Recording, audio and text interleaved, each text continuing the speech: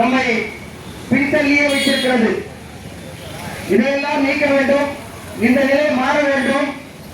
யானவர்களுக்கு கல்வியிலும் வேலை வாய்ப்பும் முன்னுரிமை பெற வேண்டும்.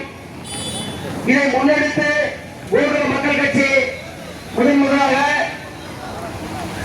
செங்கல்பட்டில் கடந்த மாதம் கவன ஈர்ப்பு மாநாடு நடத்தியது. அதன் தொடர்ச்சியாக ஒவ்வொரு மாவட்டத்திலும் மாவட்ட தலைநகரிலும் மாவட்ட ஆட்சியர் அலுவலகம் எதிரே ஊர்வல மக்கள் கட்சியின் சார்பாகவும் அனைத்து யாதவ சங்கங்களின் சார்பாகவும் இந்த ஆர்ப்பாட்டம் நடைபெற்றுக் கொண்டிருக்கிறது. கடந்த 2 வாரங்களுக்கு முன்பு வேலூரிலே மாவட்ட ஆட்சியர் அலுவலகம் எதிரே ஊர்வல மக்கள் கட்சியின் சார்பாக யாதவர்களுக்கு தனி உள்ஒதுக்கீடு கேட்டு ஆர்ப்பாட்டம் நடைபெற்றது. அதன் தொடர்ச்சியாக இன்றைக்கு ராமநாதபுரம் மாவட்ட ஆட்சியர் அலுவலகம் எதிரே இந்த ஊர்வல மக்கள் கட்சியின் சார்பாக இந்த ஆர்ப்பாட்டம் நடைபெறுகிறது.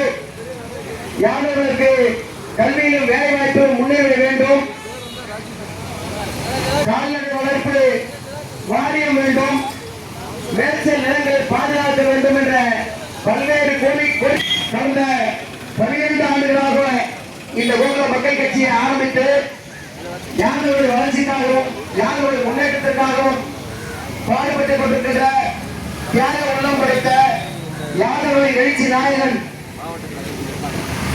ஊர்வல மக்கள் கட்சியுடைய நிறுவன தலைவர் மரியாதைக்குரிய அண்ணன் எம்பி சேகரோடு ஆணைக்கிணங்க இந்த ஆர்ப்பாட்டம் நடைபெற்றுக் கொண்டிருக்கிறது. பெரியவர்களே, தாய்மார்களே, சற்று புரிந்து கொள்ளுங்கள். நம் கலாச்சார விழாவும் கிருஷ்ண ஜெயந்தி விழாவும் ஒரு பெருமாள் கிருஷ்ணர் கோயிலை கட்டி கிருஷ்ணர் கோயிலுக்கு திருவிழாவும் நடத்தி கொண்டிருந்தால் மட்டும் போதாது. நாம் அரசியலை கையில் இருக்க வேண்டும். அரசியலை முன்னெடுக்க வேண்டும். அரசியல் அதிகாரம் பெற்றால்தான் அனைத்து வகையிலும் அதிகாரம் பெற முடியும். ஆகவே தயவு செய்து கொடுத்து வருங்கள். யாதவர்களுக்கான அரசியல் அதிகாரத்தை பெற்றுத்தரக்கூடிய ஒரே கட்சி ஊர்வல மக்கள் கட்சி. அந்த ஊர்வல மக்கள் கட்சியுடைய தலைவர் எம்பி சேகர் அவர்கள் இதை நன்கு புரிந்து கொள்ள வேண்டும். யாதவ மகாசபையாக இருந்தாலும் சரி, தமிழ்நாட்டிலே சிதறி கிடக்கின்ற ஒவ்வொரு யாதவ சங்கங்களாக இருந்தாலும் சரி, நமக்கென்று அரசியல் அங்கீகாரம் பெறக்கூடிய ஒரே கட்சி ஊர்வல மக்கள் கட்சி. இதை நன்கு புரிந்து கொள்ள வேண்டும்.